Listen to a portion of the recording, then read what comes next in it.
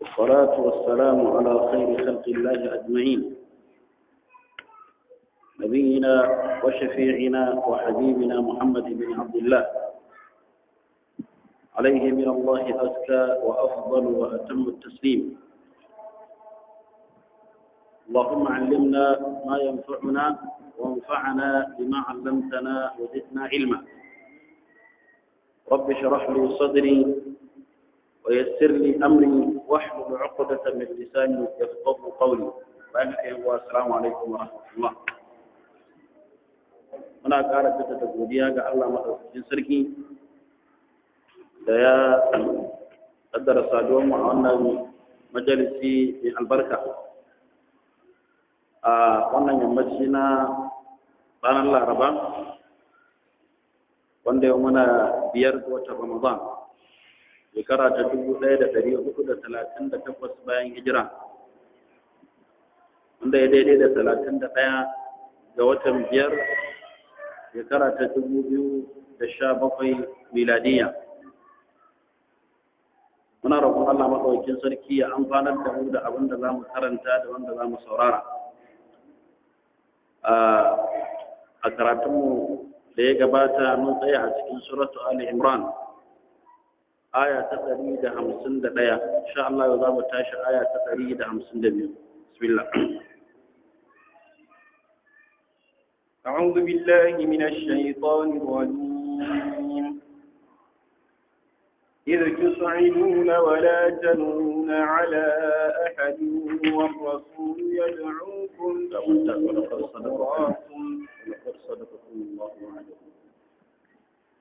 ولقد صدقكم الله وعده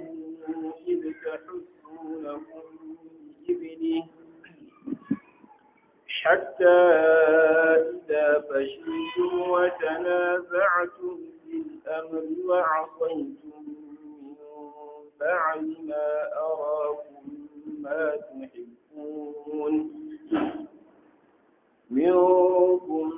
من يريد الدنيا ومنكم من يريد الآخرة ثم صرفكم عنهم ليبتليكم ولقد عفا عنكم والله ذو فضل على المؤمنين. Allah madaukakin sarki yana ci gaba da bayanin waɗansu daga cikin abubuwa da suka faru a yakin Uhud. Anan Allah yake ce mana wala qad sadaqakum Allah wa'adahu. Hakika Allah madaukakin sarki ya cika muku alƙawarin da ya muku. Istahsunahum bi iznihi, lokacin da kuke karkashe su da izinin Allah, wato lokacin da mu'minai suke kashe kafirai. Hatta idza fashiltum, har sai da kuka wato karaya, kuka samu rauni, kuka ji tsoro, wa tanaza'tum fil amr, sannan kuka yi jayayya a cikin umarnin da aka ba ku, wa asaitum, sannan kuka saba wa umarni na manzon Allah sallallahu alaihi wa sallam, min ba'di ma arakum ma tuhibbun, bayan an nuna muku abin da kuke so, imma ya kasance an nuna musu nasara da za su samu kuru-kuru, ko kuma an nuna musu cewa ga ganima. Allah ya ce minkum man yuridu dunya, daga cikin ku akwai wanda suke nufin gidan duniya, wa minkum man yuridu al-akhirah, daga cikin ku akwai wanda suke nufin wato samun lada, wato shine gidan lahira. Thumma sarafakum anhum, sannan Allah madaukakin sarki ya dora su waɗannan kafiran akan ku, a liyabtaliyakum, dan ya jarrabe ku. Wala qad afa ankum, Allah madaukakin sarki ya ce hakika ya muku afwa. Allahu zu fadlin ala almu'minin, Allah madaukakin sarki ma'abocin falala ne akan mu'mini. Wannan aya tana daga cikin ayan da suka nuna mana irin abin da ya shafi waɗannan arruma, mutanen da muka bada labari jiya, waɗanda manzo Allah sallallahu alaihi wasallam ya dora su akan dutse, wanda har yanzu sunan shi Jabal Ruma, kuma har yanzu dutsen yana nan. ya ɗora su ya ce musu kada su bar wurin duk yadda hali ta kasance. Wannan yana daga cikin labarin da Allah madaukakin sarki ya hakaito nasu. Akwai ɗaya daga cikin masu tafsiri wanda ake ce mai Muhammad ibn Ka'ab al-Qurazi yake cewa lokacin da manzon Allah sallallahu alaihi wasallam ya dawo garin Madina bayan an yi yakin Uhud, kuma gashi an samu da yawa daga cikin musulmi an ji musu ciwo, waɗansu ma an kashe su, wasu an daurata su, sai wani sashi yake ce wani sashi min aina asabana hada, wannan musibar daga ina ta same mu. Bayan Allah madaukakin sarki ya mana alƙawarin nasara, to shine Allah ya saukar da wannan aya. Aka nuna musu guru-guru ga inda bangare na nasarar yake, tunda alƙawari ne na nasara Allah madaukakin sarki ya musu, to kuma gashi Allah ya cika wannan alƙawari, tunda ya ce wala qad sadaqakumullahu wa'dahu idh tahsunakum bi idnihi. Wannan kisan da wato mu'mini suke kafare da farko shi ne wannan nasarar da Allah yake fana, kuma gashi ya ba su, sai da suka canja sannan Allah madaukakin sarki ya canja. A wannan yini na yakin Uhud, hakika musulmai sun kashe kafirai da farkon al'amari da yawa, har akwai mutumin da yake rike da tuta ta kafirai sai da musulmi suka kashe shi, sannan suka kashe waɗansu mutum 7 daga cikin manya-manyan kafiran Qurayshawa. A farkon al'amari nasara ta kasance ga musulmai kenan, amma lokacin da suka hangi ganima to sai kuma abin ya canja, tunda a lokacin sun saba umarni da Annabi sallallahu alaihi wasallam. Ta wannan dalili ne kuma maimakon da farko da aka samu nasara, sai wannan nasara ta zo ta canja. Shi dai a wannan malamin tafsirin da ake ce mai Muhammad ibn Ka'ab yake cewa lokacin da aka kashe wanda yake rike da tutar kafirai, har tutar tasu sai da ta fadi, wata mata da ake ce mata Amra bintu Alqama al-Harithiyya ta yi kokarin daga wannan tutar ta kafirai, tana ƙara ziga su kan cewa su tashi su himmatu su yaki. Har ita ce wacce Hassan ibn Sabit yake waka lokacin da yana ba da tarihin Uhud, yake cewa falawla liwaqul harisiyyati asbahu yuba'una fil aswaqi bai'al jalabibi. Yake cewa da ba dan wannan matar da ta kama wannan tutar ta daga ba, to da sai ta kasance kafirai an zo da su ana sai da su a kasuwa kamar yadda ake sai da bayi da ake kawa. To wannan yake nuna mana cewa farkon al'amari hakika musulmai sun samu nasara, amma da suka saba wannan umarni na Annabi sallallahu alaihi wasallam sai wannan nasara ta canja. Allah yake ce mana istahsunahum bi izni, abinda ake nufi da alhassu kamar yadda malamai na larabci suke cewa shine al-istisal bil qatl, ka zo ka tumbike mutum ta hanyar ka kashe shi ya kasance kwata-kwata babu labarin shi, shine tahsunahum. Shi yasa daga wannan kalma aka samu istahsunahum bi iznihi. Shi yasa suke cewa abinda ake nufi da tahsunahum shine taqtulunahum qatlan zari'a,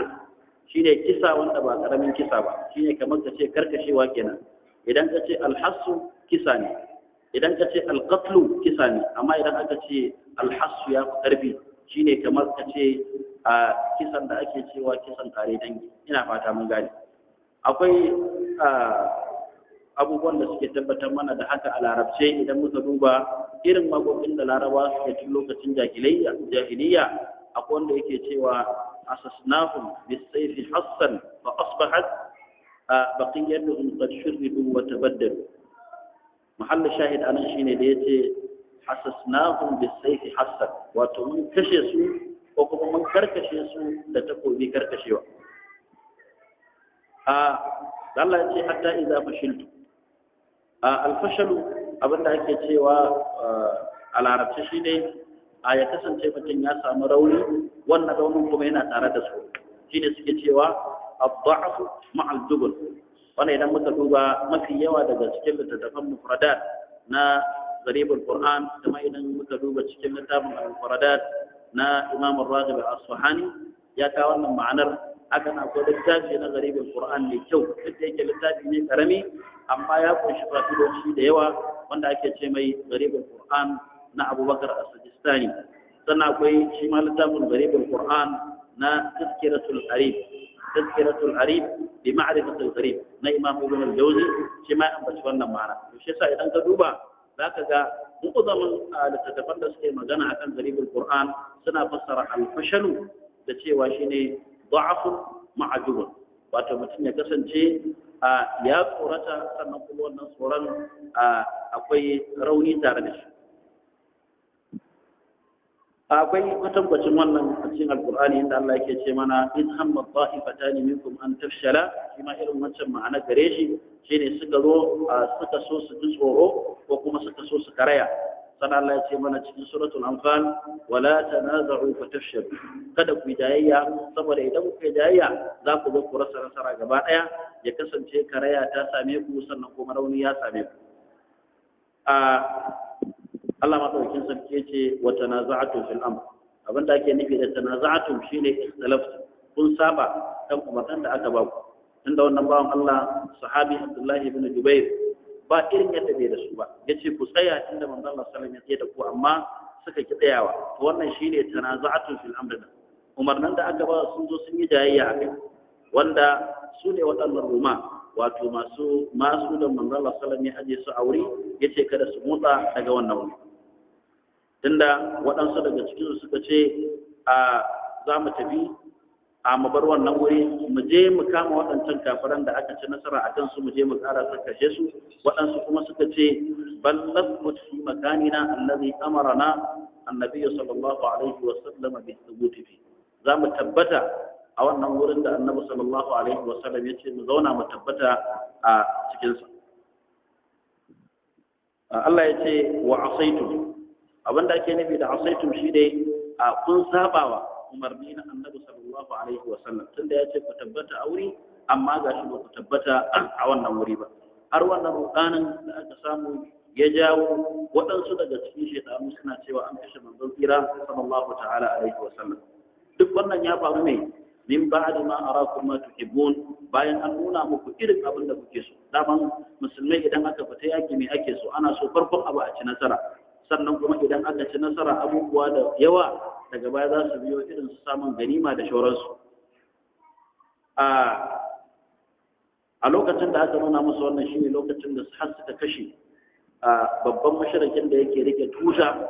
ta kafirai inda duk lokacin da aka zo yaki aka ce an kai wanda yake rike da tuta kasa to shikenan kusan alamu ne na nasara da su kuma abin da suka gani kenan Allah ya ce minkum man yuridu dunya daga cikin ku akwai waɗanda suke son duniya wannan maganar da ake so ake fuskantar da ita zuwa gare su dan Allah madaukin sarki ya ce minkum man yuridu dunya da wa ake na'am da musulmai ake kuma waɗannan musulmai su ne sahabban annabi sallallahu alaihi wa sallam duk da cewa da sahabban annabi sallallahu alaihi wa sallam ake wannan ba zai bawa waɗansu damar sukan sahabban annabi sallallahu alaihi wa sallam ba saboda akwai maganganu na malamai akan wannan ayar wanda za mu ambaci wasu daga ciki Allah ya ce minkum man yuridu dunya abinda ake nufi da san duniya anan shine ganima da suka gani suna so har Abdullahi dan Mas'ud radiyallahu ta'ala anhu yake cewa ma sha'urna anna ahadan min ashabin nabiy sallallahu alaihi wa sallam yuridu dunya wa 'aradaha hatta kana yawm Uhud yace wallahi ba mu taba zaton cewa daya daga cikin sahabban annabi sallallahu alaihi wa sallam yana son duniya ba a har sai da wannan lokacin na ranar Uhud yazo aka bujuro da wannan magana to wannan magana da yayi abin da yasa yake saboda irin yadda sahabbai na annabi sallallahu alaihi wa sallam suke dagewa a wato wurin gudun duniya da neman kusanci da Allah subhanahu wa ta'ala to shi yasa ya faɗi wannan magana kuma wannan ba tawaya ce gare su ba saboda ɗan adam ne kuma duk ɗan adam yana kuskure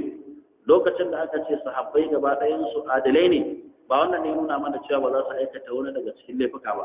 wannan kuma laifin ko da sun aikata wani ya bujiro kamar suna son duniyar wannan makawacin sarki fa ƙarshe ya ce wala qad afa Allahu anhu Allah makawacin sarki ya yafe musu ya gafarta musu wa minkum man yuridu al-akhirah daga cikin ku akwai wanda suke son wato a lahira Allah makawacin sarki ya ba su lada sun fuskanci lahira da aikin su to sannan sun masarafakum anhu sannan ya wato kauda ku gabarin su wato shine daga baya aka zo aka kora waɗannan kafiran akan musulmai. Abin da ake so a gaya mana cewa shine ya ko musulmi bayan kun ci nasara akan waɗannan kafirai a wannan yanayin da aka zo na cewa kamar za su faɗi wato shine ya roƙe ku da ya roƙe ku hauka je ka fada akan abin da ko ka fada a cikin wannan kuma duk Allah ya yi shi ne saboda me saboda a jarraba ku. Wannan jarrabawar shi za ta sa mu gane cewa wani na kirki ne wani ba na kirki bane. Shi za ta sa mu gane cewa ina mu'mine na gaskiya ina kuma waɗanda suke da raunin imani. Shi za ta sa mu gane cewa su wane ne suka so duniya a ciki kuma su wane ne ya kasance ba su so duniya ba sun guje ta gaba daya. Allah ya ce gaba daya wa laqad afa Allahu ankum. Allah ya ce ya musu afwa ya yafe musu duk abin da suke na kuskure. To shi yasa Allah madaukakin sarki bai musu hukuma ba akan ma wannan abin da suka aikata tunda wannan abin da ake musu na jarraba ma kawai ya ishe su. Wallahu bi fadlin ala almu'minin. Allah madaukakin sarki yana da falala mai yawa akan waɗanda suke da imani ne ya musu afwa sannan kuma ya musu gafara. Wannan kuma yana daga cikin babban ni'imar da Allah madaukakin sarki ke cika ta akan mu'mini saboda ya ba su nasara da farkon al'amari sannan kuma ya zo zunuban da suka aikata na biyu ya yafe musu saboda Allah mai yawan falala ne. Kun ga abin da zai kara nuna muku cewa lallai wannan laifi da suka aikata kowa zai iya fadawa a ciki. Gashi sun aikata laifin amma Allah madaukakin sarki ya ambace su da wani suna ya ambace su cewa mu'mine ne. Ya ce wallahu bi fadlin ala almu'minin. Kaga an ba su martaba ma ta gaba da martabar Islam tunda musulunci mataki ne da farko idan kuma aka ce mu'mini wannan matakin ya fi matakin musulunci karfi. Kuma wannan aya dalili ce akan cewa wanda yake aikata laifi babba zai iya kasancewa mu'mini. Zai iya kasancewa ka aikata laifi amma kana da imani gwargwadon naka. Shi yasa gashi sun aikata laifin amma Allah madaukakin sarki ya musu afwa da falalarsa sannan kuma ya karrama su da cewa gashi ya musu falala saboda mun san abin da ake ce mai at-tawalli yawmul zahf. At-tawalli yawmul zahf shine mutum ya juya baya lokacin da ake gwabza yaki tsakanin musulmi da kafirai. Wannan ba karamin laifi bane a wurin Allah. Shi yasa a cikin kamar yadda zo a cikin hadisin Abu Huraira ya dala ta kara tabbata a gare shi manzon Allah sallallahu alaihi wasallam yake cewa ku guji abubuwa kwaya bakwai wanda suke halakar da mutum wato zunubai ne manya da suke halakarwa da suka tambayi manzon Allah suka ce wata irin zunubai ne sai manzon Allah ya ambata musu ashirku billah yin shirka da Allah ya ambata musu asihiri shine tsabi da bokanci sannan ya ambata musu qatlun nafs allati harrama Allah illa bil haqq mutum ya bai kashe ran da Allah ya haramta a kashe ta sai dai da wani haƙƙi idan da akwai haƙƙin da aka kashe rai saboda shi to wannan babu laifi na uku kenan. Sannan aklu malal yatim ka samu dukiyar maraya ka ci shi ma yana daga cikin zunubai masu halakarwa. Sannan na biyar wa aklu riba da cin riba. Sannan wa tawalli yawmuz zahab shine na shida mutum ana cikin gwabza yaki tsakanin musulmi da kafirai mutum ya gudu ya bar wurin ya kara sharar musulmi suna cikin wahala. Sannan abu na ƙarshe na bakwai shine manzon Allah ya ce wa qasful muhsanati ghafilatil mu'minat mutum ya zo yayi wa mata waɗanda suke kamammu waɗanda suke mu'minai ya zo ya musu kazafin cewa sun aikata wani aiki na zina wanda kuma su sun babanta gabarin wannan aiki. Na so mu karanta wata magana da Ibn Qayyim rahimahullahu ta'ala yayi game da wannan aya. Wannan kuma wannan magana za mu ce kamar raddi ce ga waɗanda suke sukan sahabban Annabi sallallahu alaihi wa sallam saboda wannan abu da Allah madaukakin sarki ce minkum man yuridu dunya kamar yadda ne bana ishara a cikin karatu cewa kasancewa Allah ya ce minkum man yuridu dunya daga cikin su akwai wanda yake son duniya wannan ba dalili bane da za a soki ɗaya daga cikin sahabban Annabi sallallahu alaihi wa sallam laifi ne kowa zai iya yi kasancewa kace sahabbai ma ba sa laifi kwata-kwata ka saba wa manhaji na ahlus sunna wal jamaa saboda abin da ya tabbata a manhaji na ahlus sunna wal jamaa kowa zai iya yin kuskure kowa da kowa yana kuskure babu ma'asumi a cikin su to saboda haka dan sun fada wata zalla haka ma Allah yake yace inna mastazallakum shaytan ne ya zamar da su kowa irin wannan zamiyar tana iya samun shi to ibnu qayyim rahimahullahu ta'ala yana fada a cikin littafin sahihatus sabirin yana cewa yaqulu li khairil khalqi ba'da rusul Allah madaukakin sarki yana faɗa ga waɗanda suka fi kowa alkhairi banda manzanni wato su ne sahabban Annabi sallallahu alaihi wasallam yana ce musu minkum man yuridu dunya daga cikin ku akwai waɗanda suke son duniya wa minkum man yuridu al-akhirah daga cikin ku kuma akwai wanda suke son lahira yake cewa wa hadha khitabun wannan zance ne aka fuskantar da shi lil ladina shahidu ma'ahu al-waqa' wato ga waɗanda suka halarci wannan yaki tare da shi sallallahu alaihi wasallam wa lam yakun fihim munafiq ibnu taymiyyah ce duk cikin waɗannan mutane ba munafiki ko daya saboda daman munafikai daga ciki a Abdullahi bin Ubay bin Salul ya janye su wanda daman asusun fanta da wata sifa ta munafinci amma waɗannan ibnu Qayyim yake cewa babu munafiki dai a cikin su wali hada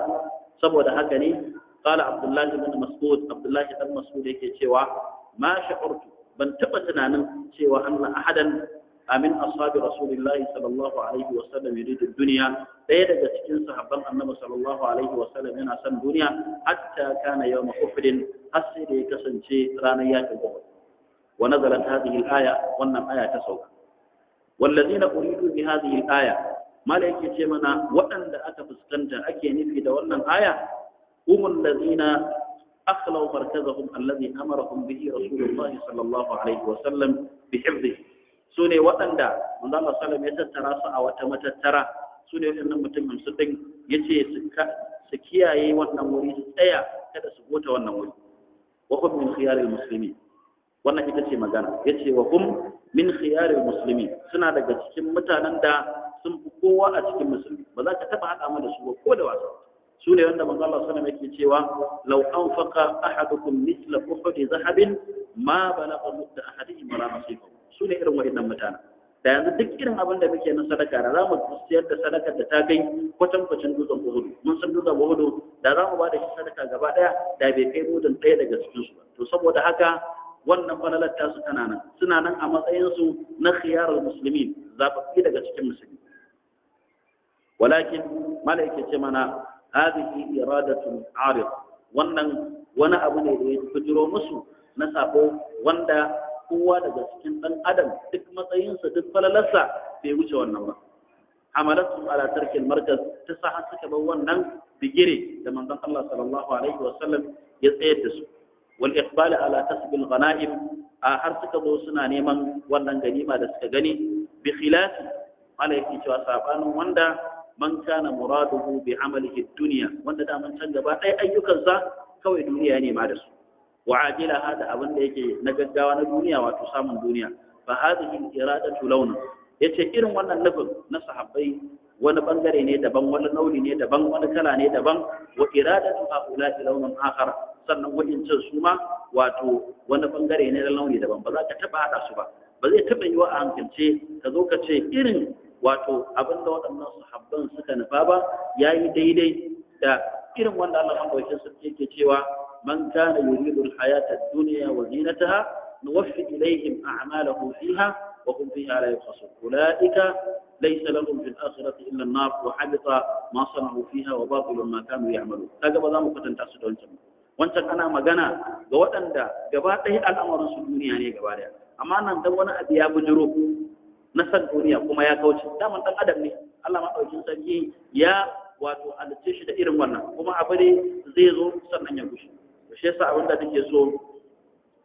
a fahimta a takeice anan shine kwata-kwata babu wata alama babu wani dalili da za a ce an yi amfani da irin waɗannan ayoyi kan su kan sahabbai na Annabi sallallahu alaihi wasallam akwai wata magana da aka yi wa Al-Hasan wanda yana daga cikin manyan malaman tafsiri Al-Hasan al-Basri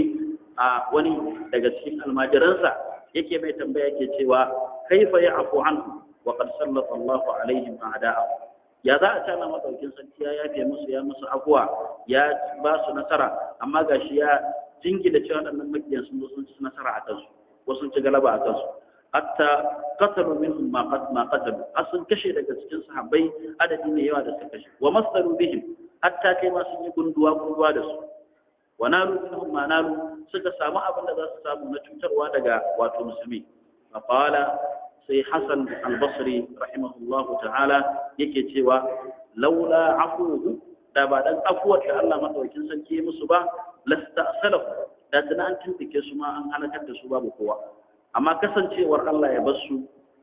gashi an jarabe su din waɗansu daga cikin su an ji musu ciwo waɗansu daga cikin su hatta kai an kashe sun yi shahada to wannan wata abuwa ce ma da Allah ya musu mala yake cewa walakin bi afwihi anhum dafa anhum aduwahum ba'da an kanu mujbihin ala istisalih afwat ta Allah ita ta sa a cewa bayan waɗannan makiyan nasu sun taru saboda su tumfike su ga bayan ƙasa tunda abin da Qurayshawa suke niyya kenan sun yi niyya lokacin da suka zo yakin Uhud kada su bar musulmi ko dai a bayan ƙasa amma afuwar Allah ta sa an jarabi sahabbai a lokacin an jarabi Annabi sallallahu alaihi wasallam amma daga baya aka zo aka ci gaba da rayuwa kuma aka ci gaba da yawuka na musulunci Annabi sallallahu alaihi wasallam yana cin nasara duk yawukan da yaje yana yi ci gaba إذ تسعدون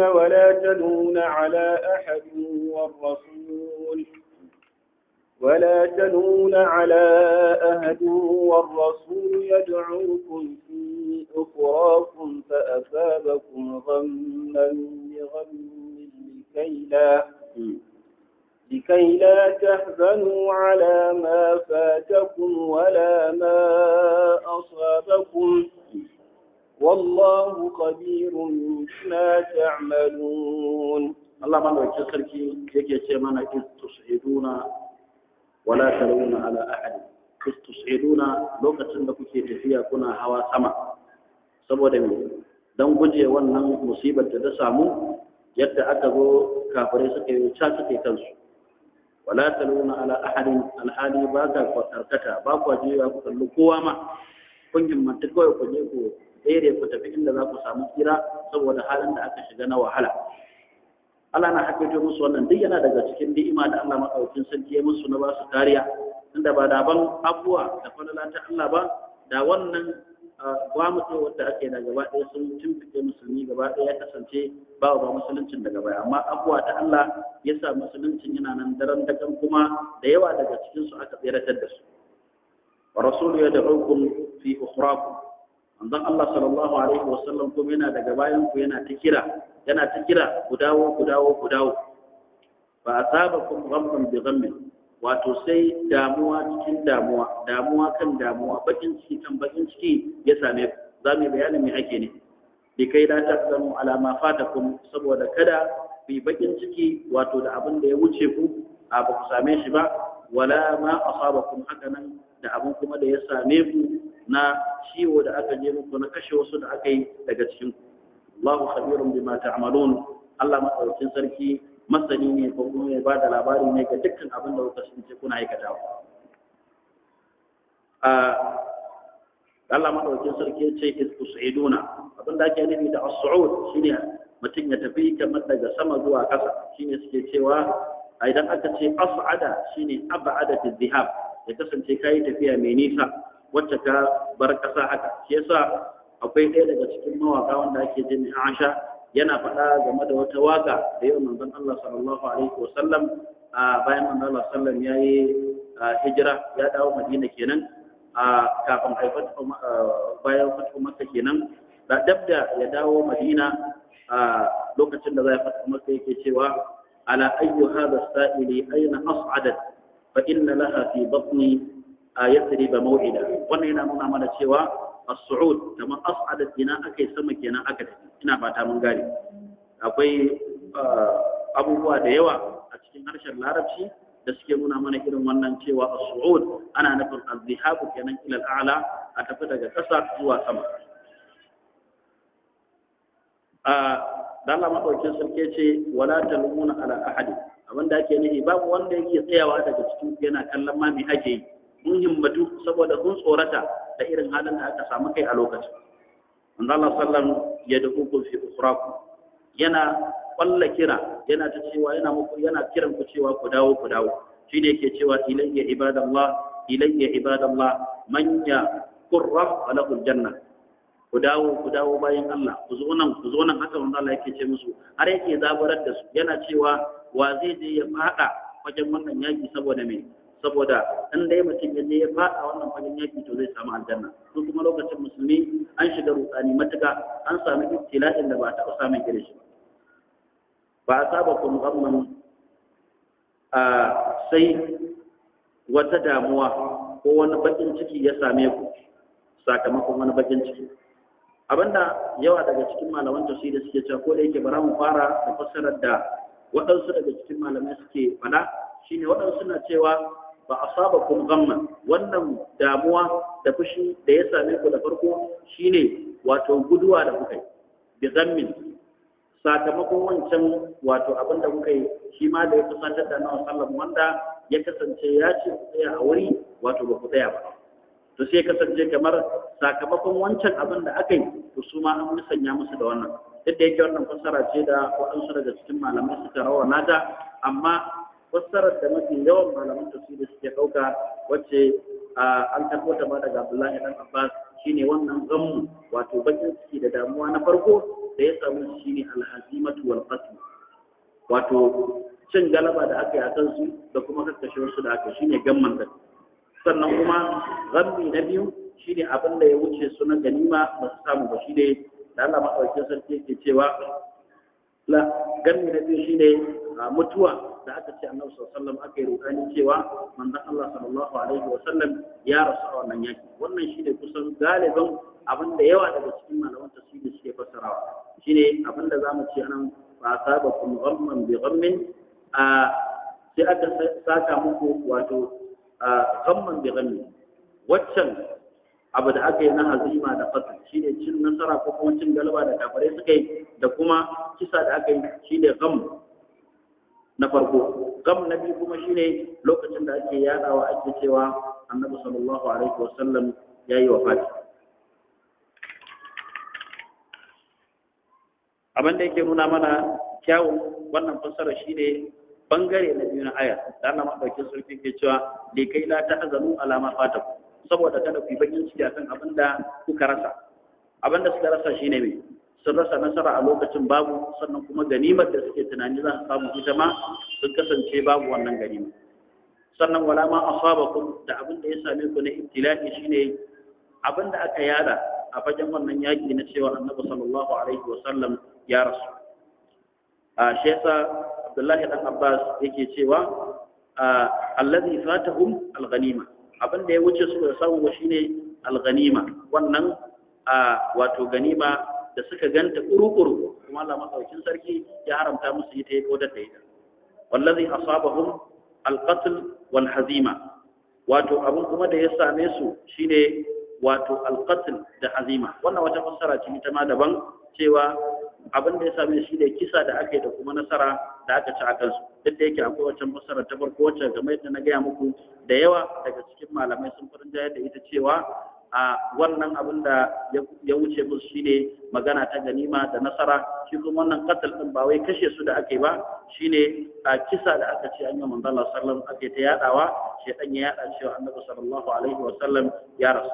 Da duk wannan ma'anonin kusan sun fi akan a dora shi a waccan ma'ana farko da muka faɗa ta cewa algham na farko ana nufin guduwa da suka yi, algham kuma na biyu ana nufin wato umarni da suka saba na Annabi sallallahu alaihi wasallam. Allah madaukakin sarki ya ce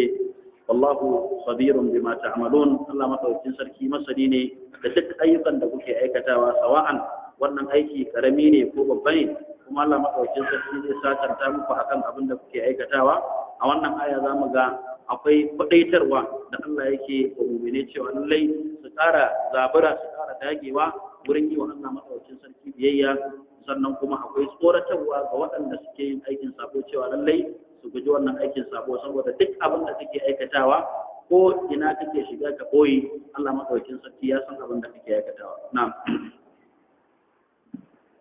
ثم أنزل عليكم من بعد الغم أمنة نعاسا يغشى طائفة منكم. نعم. وطائفة